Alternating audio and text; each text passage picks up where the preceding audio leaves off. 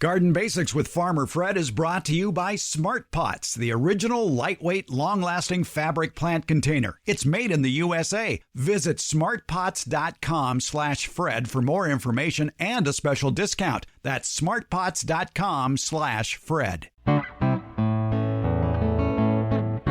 Welcome to the Garden Basics with Farmer Fred podcast. If you're just a beginning gardener or you want good gardening information, well, you've come to the right spot.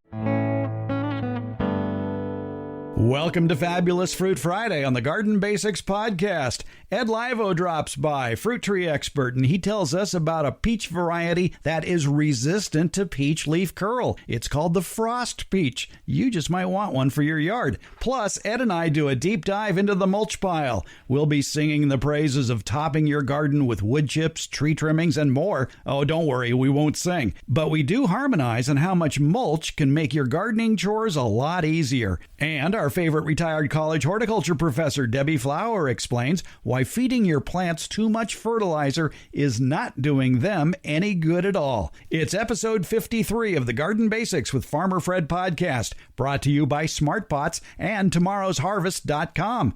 And we'll do it all in under 30 minutes. Let's go. It's Fabulous Fruit Friday, and we are talking with Ed Livo from tomorrowsharvest.com. And we're going to add another F to Fabulous Fruit Friday today. It's frost, and we're talking about the frost peach. And Ed, tell us about the frost peach. I know that for people who have problems with peach trees, this might be the cure that ails you. Hey, Fred, I thought that frost would be a great peach to talk about this week, simply because, peach leaf curl is a pretty common problem for home fruit growers. And as a matter of fact, frost peach is one of the most popular of the peach leaf curl resistant varieties. So going into this, fruit planting time of the year, and if peach leaf curl has been something that you're aware of and you're dealing with, and you really would like to get a variety that actually has that resistance to it, frost peach is a great selection. Peach leaf curl is a disease that when you get it on your peach tree, there's something wrong. It usually happens in late spring, early summer, and you'll see all this red puckering going on the peach leaves. The thing is, it's not fatal, but it looks bad, and it can seriously lower the health of the tree year after year after year. So if you live in an area where you do get peach leaf curl, it's usually areas that have wet springs, followed by warm weather and then another rainstorm. Peach leaf curl is best controlled by choosing a variety that is resistant to it. Well, and one of the great things about the frost peach is that it actually was developed by Washington State University, and it was a select seedling that was brought into the university by Mr. Herb Frost. They tested it for around 10 years up in the Pacific Northwest to determine its peach leaf curl resistance. And of course, peach leaf curl is just a huge problem in the Pacific Northwest. And so determined it to be, roughly about 65 to 70% resistant. Which is good enough. I mean, if you've got 65% or 70% of your tree that's clean every year, and as that tree gets a little bit older, and that small percentage that actually gets affected it kind of blends into the tree as it gets full, you almost don't even notice it. No chemicals needed, and plus, here's a great variety of fruit that you can enjoy and don't have to worry about whether or not it's had chemicals all over it. And you're not kidding about that. And it's getting more and more difficult to find an effective chemical control for peach leaf curl. In the past few years, the amount of copper sold in the copper compounds used to control peach leaf curl has been reduced dramatically from 49% to 8%. Which means if you don't get a good application on there and probably a repeat application, or if it rains too soon after application, you're going to keep getting peach leaf curl. And so why not just pick a peach that is resistant to peach leaf curl? Yeah, definitely. Frost is a good piece of fruit, man. I mean, it's a really tasty piece of fruit. And when it first came out, I think it really, it kind of just lit the whole industry on fire because, we expected this whole group of peach leaf curl resistant varieties to just follow, but they didn't. And there are just a few, and Frost remains one of the most popular of all of those peach leaf curl resistant varieties. And it's still recommended by the University of California for choosing a peach that has a peach leaf curl resistance. Absolutely. And it does all those things peaches you want peaches to do, because it's got that firm flesh. And so, it's good for, making peach pies, and it's good for throwing on the grill. It's great for fresh eating. So, multi-purpose fruit. It's not, it's not let's say there's no uniqueness to it that singles it out in one particular genre. It works in any peach application.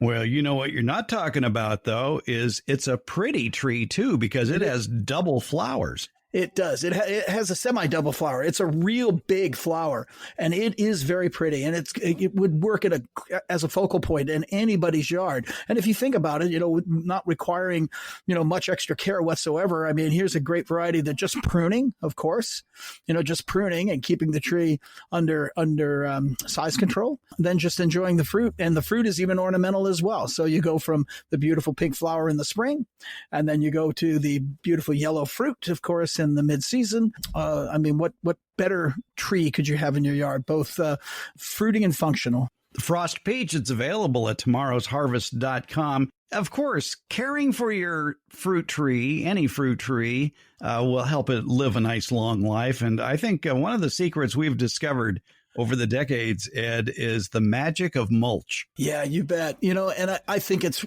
probably the second most important thing to size control myself. I'm not so sure at a time when I first started in my fruit growing endeavors that I didn't look at mulch first as being the most important thing. And I think I was an early adapter of, soil being, incredibly important in the garden. And it may very well have something to do with the fact that I had to learn most of my early techniques in gardening in Napa, where the soil is absolutely terrible. Really? So, the soil is terrible in Napa. So I was an early adapter of mulch and learning, the benefits of mulch from books like California Fruits, written by Dr. Wixon in the early 1900s, was probably one of the most enlightening books that I ever read in my life. And then of course, acting with groups like the permaculturists and some of the early edible landscape people who are already mulch adapters, and watching those great victory garden shows and things like that. There were a lot of these people that were advocating mulch early on, but you didn't see it in practice in the 70s, late 70s, even in the early 80s. It was still kind of considered hippie science. But mulch. You and I both know the power of mulch now. Mulch is great for helping to preserve soil moisture if there's a drought. It helps to keep weeds controlled. It keeps the roots cool during the hot, dry summer months. It improves the soil because as it breaks down, if you use an organic mulch, if you're using like arborist tree trimmings, which is great stuff and it's free, as it breaks down, it's adding life to the soil. Absolutely. Yeah. I think that's one of the things that I looked at first. It's funny because I thought that, the way nature works is it drops leaves on the ground, the leaves decompose. And I always imagined that was the cycle, and I do mean imagine, because it really wasn't anything that was really heavy on saying, well, this is the cycle. And so I always said, man, you got to put stuff on the top to improve your soil. So I started using a lot of straw when I first started out. It was probably straw, but I've gone to, of course, we all love now, of course, wood shaving or wood trimmings, tree trimmings. They're excellent. They're the best. And that's my whole garden now. And all my pathways are all in that. I love that stuff. And if you prefer a neater look, you can go out and buy a few yards of bark. Yeah. I like the 1/4-inch pathway bark, just because it makes a nice solid mulch, but plenty of porosity, plenty of air movement inside. But it really, I find, has a very, very cooling effect.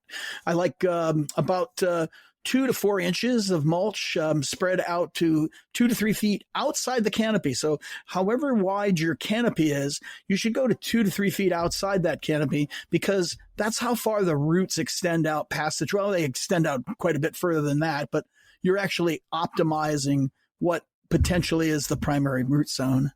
And it may hurt you to do it, but if you're planting a fruit tree in a lawn, clean out that lawn 2 to 3 feet all the way to beyond the canopy of the tree, because the lawn is going to compete with that tree for water and nutrients.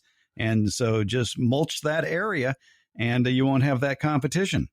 I think it's always best to mound when you're if you're growing in a lawn as well, just simply because I think trees benefit from being mounded. But then, of course, I've always liked mulch on top of my mound after I get my mound created, simply to maintain the integrity of the mound. It helps it keep from washing away, helps it keep from shrinking and settling. And so mulch even works in that capacity as well. And we should point out, when we're talking about mounding, we're talking about planting the tree on a mound, not mounding mulch next to the tree. Correct. Right. Mounding, of course, is a technique primarily used for poor drainage. I like it in a lawn simply because the lawn is going to get watered far more frequently than the tree absolutely needs water. And so in many cases, you're really encouraging, a surface root system on that tree. That tree is going to be very, very dependent, not dependent, but it's going to be raised on, an extraordinary amount of water. I think it's best to have a portion of that root system that's established above the lay of the lawn, so that you've always got oxygen available. That's a great idea, and it also keeps the tree's number one enemy away, and that's a string trimmer. How many trees have you seen damaged right there near the bottom of the tree, near the crown area of the tree, that have been whipped by the string trimmer because somebody's trying to get really close to get that last weed or that last blade of grass, and then they accidentally whip the tree, and that can ruin the pipeline for the tree. No, that's so true. And I mean, even to take that one step further, if you're mulching, I always heard people say, you mulch, it cuts down the amount of weeds that you have. Well, it doesn't cut down the amount of, it cuts down the amount of weeding that you need to do. I'll support that notion, but actually what it does is it makes weeding so easy, because the roots of those weeds are establishing themselves in all this loose mulch, then pulling them out is a breeze.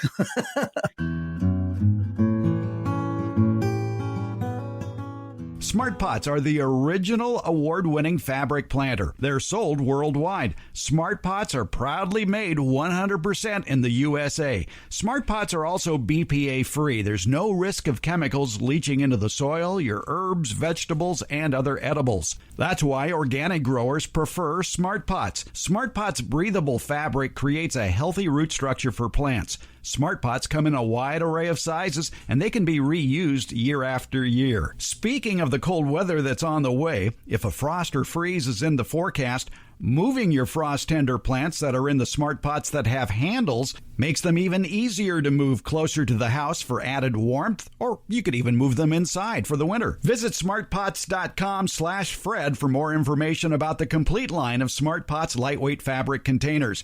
It's Smart Pots, the original award-winning fabric planter. Go to smartpots.com/Fred for more info and that special Farmer Fred discount on your next Smart Pot purchase. Go to smartpots.com/Fred. Let's continue our discussion of mulch with fruit tree expert Ed Livo, and why mulch can be so good for your yard and garden, but you got to be careful what kind of mulch you use.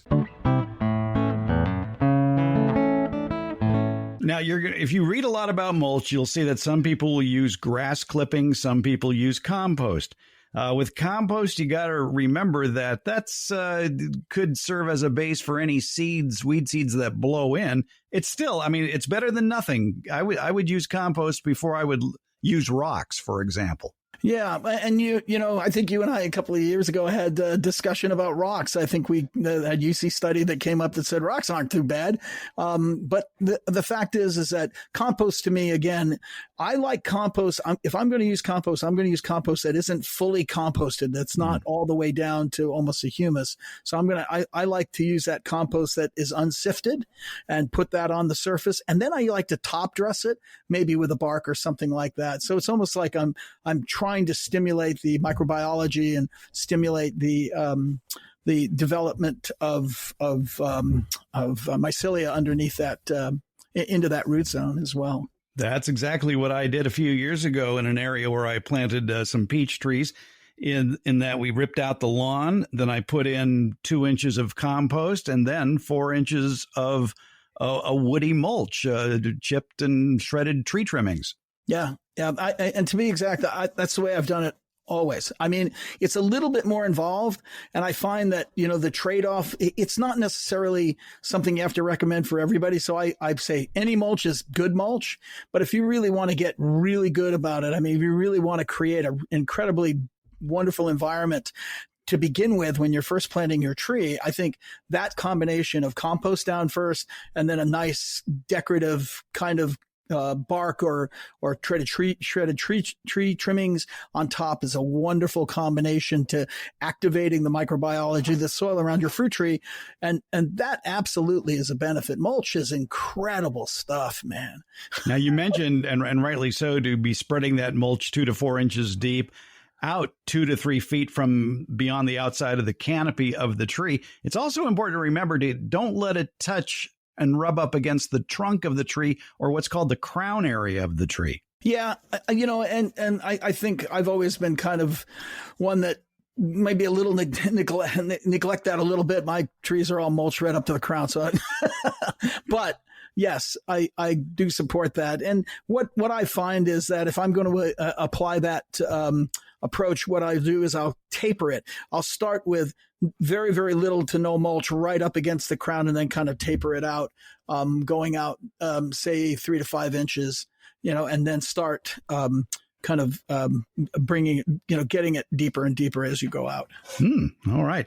Now, some people may be tempted to use grass clippings as a mulch, and I don't know. I think it can lead to problems, especially if you're growing the wrong sort of lawn. If you have a Bermuda grass lawn, for example, you don't really want to be using that for clippings. Yeah, no, not at all. But I find that grass clippings, it's worth bringing up simply because in my experience, I've seen lots of people like to throw their grass clippings underneath their fruit trees, and grass clippings a lot of times will mat and they'll almost mat to a point where they'll cut off oxygen. They'll cut off, oxygen penetration into the root zone, and at the same time, moisture penetration into the root zone as well. So I'm not a big fan of grass clippings as a mulch. I like those. Put them in a compost pile, and that they work as your, to help keep your compost pile active. Well, if people insist, though, on using grass clippings, remember, moisture is your enemy when it comes to the matting effect. So what you can do after you cut your lawn is spread out those clippings on a thin layer on concrete and let it dry out there for a few days, and then sweep it up and then sprinkle it around your fruit trees. Yeah, good idea. Yeah, that would work well. As long as you don't allow the decomposition process to occur under the fruit tree. I agree, Fred. That makes good sense. Yeah, just dry them out first. Mulch is your friend. It is. You told me years ago that you don't fertilize your fruit trees. The mulch does all the fertilization. I haven't fertilized any fruit tree that I have in my yard ever. Ever? Nope. Not even in the first couple of years? No, I don't. I simply put, I'm really a firm believer in the fact that the hole that I plant that tree in and the environment I plant that tree in, it's going to have to live in. And I know how to create that environment from the time it's first in the ground to, when it begins to mature. And I do that with mulching. And I don't incorporate anything into the soil as well, which shocks people. I'm almost to the mindset, Fred, that if I'm going to lose a tree, I want to lose it early. I don't want to, I don't want to take and wait 15 years of struggling with a tree or something like that to finally say, oh, I've had it. I'm going to start something else. Life's too short. So the fact of the matter is mulching makes gardening a heck of a lot easier because it's doing a lot of the work for you. It's helping keeping moisture in the soil. It's helping to control weeds. And probably most important of all is as it's breaking down where it meets the soil, it's feeding the soil. It's increasing the biology in the soil. It's increasing everything you want a fruit tree to be getting. Yeah. If you like in my backyard here up on the hill where I have all my fruit trees, I have about 14 fruit trees, I believe, up there. And it's all barked, not barked, but tree shredded tree trimmings. And if you dig down, it's probably roughly about 5 inches deep. And I replenish it every year. And it's roughly about 5 inches. If you dig down right where the soil line meets my mulch line, I mean, it's the most beautiful collection of white mycelia that's just active. And that white mycelia reaches up into the 2-year-old layer of mulch. And it's so cool to look at, just the way, everything's working. And so that kind of gives me the idea that the fertilization is absolutely occurring, but it's occurring, in combination and harmony with the tree and the environment that it lives in. So. Let's explain what that mycelia is. If you put down a layer of bark or chipped and shredded tree trimmings and let it sit on the soil for a while, and then you go back and you turn it over, you might see some white growth on the bottom of that mulch, and that's the mycelia, and that's good. It's the nutrient highway. Good way to put it. Yeah, it's the nutrient highway. And I think that that's something that I didn't start to really realize until probably the late 80s, 90s, something like that. A lot of times before, when I was using mulch early in the early days, I used to rake it every year because I thought I didn't want it to get too packed. And so I would go in and I'd rake it up and almost like I was tilling it, but that wasn't such a good idea. You don't have to do that. You can put that mulch down. It'll be fine by itself. Now, like you said, the only thing you're going to have to do is maybe replenish it every year or every other year. So often you go into people's yards and you look and they say, oh, yeah, I mulched my tree. And you look and the tree's 5 years old and the mulch is 5 years old as well. And really, the function of the mulch, it just isn't performing anything anymore because it's just a few hunks of big giant bark that happen to be left. That's it. So I don't, I'm all about replenishing. And it's funny because, after about 2 or 3 years of replenishing, what you realize is you can start to feel the texture of your soil as you walk on it, in the environments that you're creating. You can feel that changing. It's almost like walking on a real expensive rug. Yeah, exactly. You get that squishy effect, and that's what you're going for in soil. You don't want that hard packed effect. No, you want to extend the period between watering too. If after the tree gets established, and now you've got this great layer of mulch that's building, that root system's out there and really established. Now I can start cutting back on my water. I can really start cutting back on my water. I have some pears up here that probably they may very well get watered once a month. And they're 2 espaliers, and they get hardly any water at all. And they're beautiful. They're gorgeous. They just do fine. And it's just because of the mulch that's collected around them over the last 10 years. There you go. Mulching aids water conservation. It cuts down on evaporation in the root zone and extends the time between watering. Here we are. We came to talk about the frost peach. We end up talking about mulch, and we can go on and on about mulch. And come to think of it, I think we have. You and I have talked about mulch since the first time I sat down with you and did your show. It was one of the first things we talked about. If you want to find out more about the frost peach, pay a visit to tomorrowsharvest.com. You can find a link to it in the show notes for this episode, and you're going to find out about all the other fruits we've been talking about on Fabulous Fruit Friday with Ed Livo from tomorrowsharvest.com. Ed, thanks for telling us about the frost peach. Hey. Anytime, Fred. Lots of fun.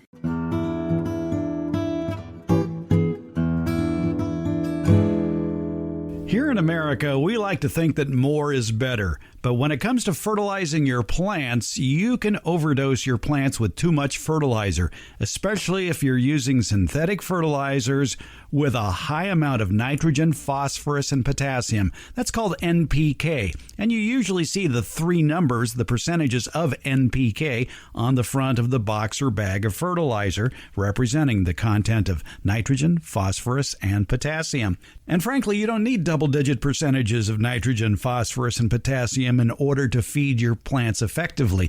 In fact, if you're using synthetic fertilizers, there could be so much salt in them, it's actually drawing water away from the plant. Debbie Flower, our favorite retired horticultural instructor, says this is a problem if you use too much fertilizer. That same thing can happen around plant roots with what we call high analysis fertilizers where the numbers on the bag are double digits. Are you suggesting that if you use these high energy fertilizers that have double digit NPK in them, that after fertilization you may want to water the plant again to push that fertilizer down? Well, you certainly don't want to apply them too often. You don't want to mix them any more concentrated than the directions recommend. In America, we often think little is good, a lot is better, and that is not true with fertilizer. If it says a tablespoon per gallon, then don't do any more than a tablespoon per gallon. In fact, it's much better if you do less. Apply it only to wet soil, so water first. Apply only as much as is recommended or less, and apply it only as frequently as recommended on the label or less frequently. You and I have often used the term weekly. Mm-hmm. It's particularly for containerized plants that don't have the opportunity to send their roots long distances and collect nutrients from afar. But if you are fertilizing your vegetable garden, the same would apply there. And it means fertilize every week and do it with a very low concentration of fertilizer, so less fertilizer per gallon of water than is recommended on the label. So that's the other kind of weak, W-E-A-K. So weekly. But yes, if you've applied it and it's just you haven't done any of the things recommended, absolutely add some water to dilute it is your goal. You don't want the fertilizer very strong. There's no question, fall is for planting. The air is cooler than summer, the soil's warmer than spring. Ideal conditions for getting your home orchard started with the outstanding fruit and nut trees and berry plants from tomorrow's harvest. And that includes a lot of flavorful and productive fruits that we're talking about on Fabulous Fruit Friday. Tomorrow's Harvest fine line of fruit trees is the result of 75 years of developing, testing, and growing. 3 generations of the Burchell family have been at the forefront of research and development of plants of the highest quality. All of these beautiful edible plants have been carefully cultivated for your home garden. Look for tomorrow's Harvest fruit trees at better retail nurseries. And if your favorite nursery doesn't carry any of tomorrow's Harvest fruit, nut, or berry varieties, you can order them directly from tomorrowsharvest.com. And by the way, when you click on the link from today's show notes to tomorrow's Harvest, you're going to get a nice discount. It's a special for Garden Basics listeners. Let the Burchell family's 3 generations of experience take root in your home orchard, landscape, and garden. It's tomorrow's harvest. It's goodness you can grow. Visit tomorrowsharvest.com. Garden Basics comes out every Tuesday and Friday, and it's available just about anywhere podcasts are handed out, and that includes Apple Podcasts, Google Podcasts, iHeartRadio, Overcast, Spotify, Stitcher, TuneIn, and hey Alexa, play the Garden Basics with Farmer Fred podcast, would you please? Thank you for listening, subscribing, and leaving comments. We appreciate it.